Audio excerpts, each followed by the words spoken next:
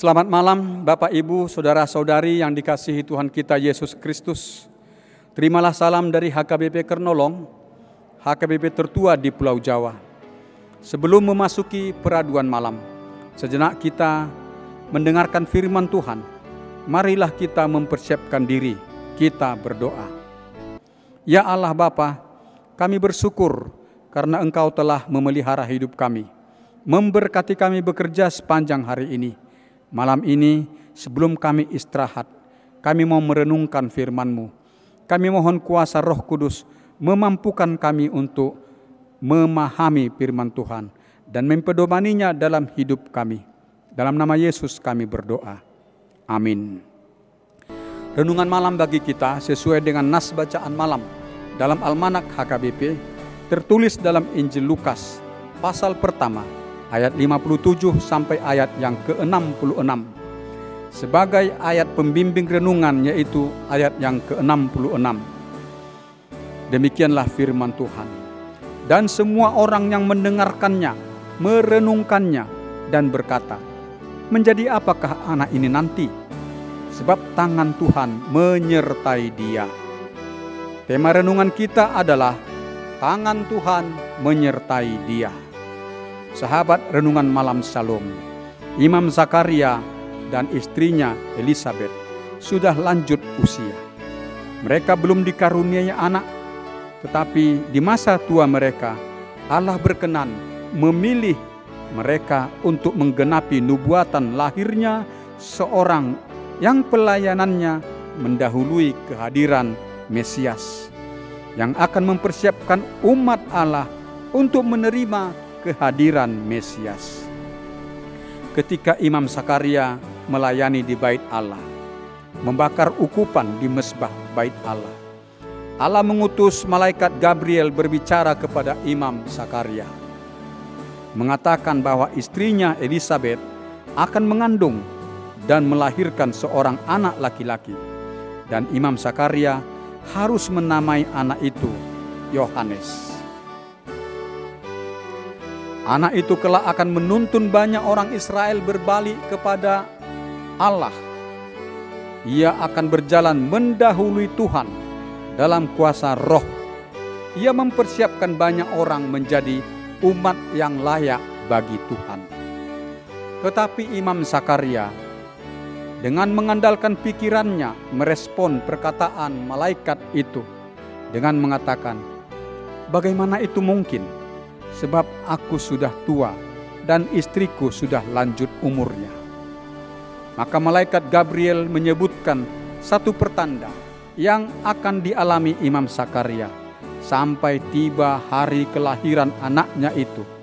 Malaikat itu mengatakan, sesungguhnya engkau akan menjadi bisu dan tidak dapat berkata-kata sampai kepada hari di mana semuanya ini terjadi, karena engkau tidak percaya.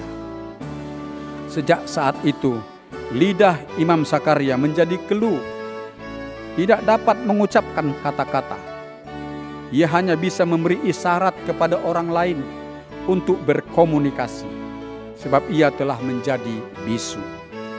Sahabat renungan malam Shalom, apa yang dikatakan malaikat Gabriel terjadi dalam keluarga Imam Zakaria.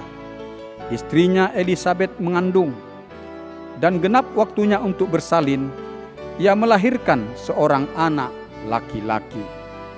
Tetangga-tetangga mereka turut bersukacita atas sukacita besar yang terjadi dalam keluarga Imam Zakaria.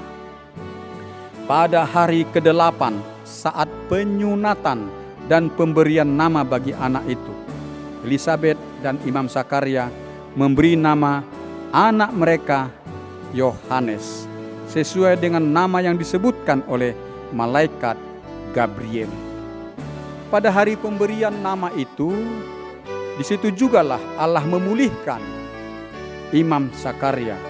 Lidahnya yang keluh telah dapat berbicara kembali. Kelahiran Yohanes, anak Imam Zakaria dan Elisabet, tersebar secara luas di seluruh pegunungan Yudea, dan semua orang yang mendengar merenungkannya, dan berkata, "Menjadi apakah anak ini nanti?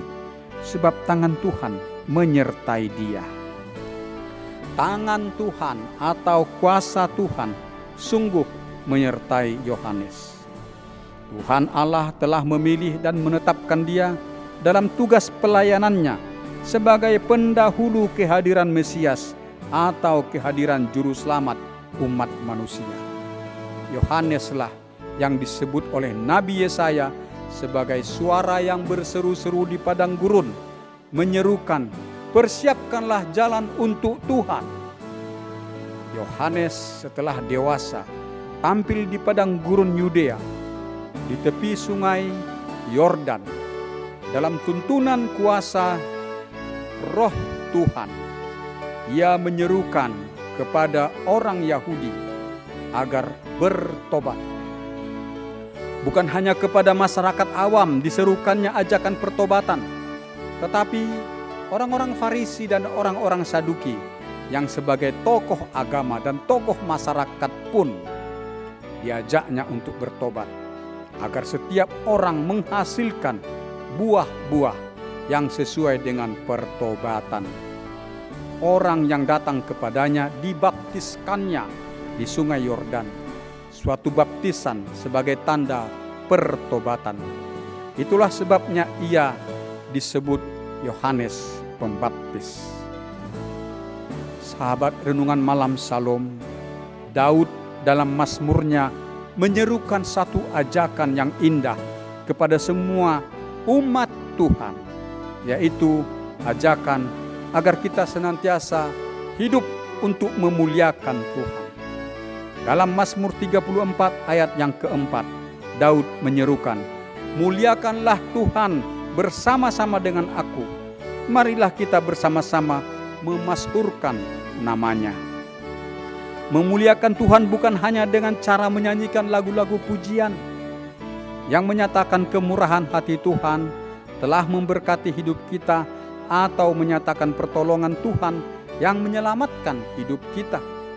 Tetapi kita memuliakan Tuhan dalam pekerjaan-pekerjaan dan dalam pelayanan-pelayanan dan aktivitas kehidupan kita sehari-hari.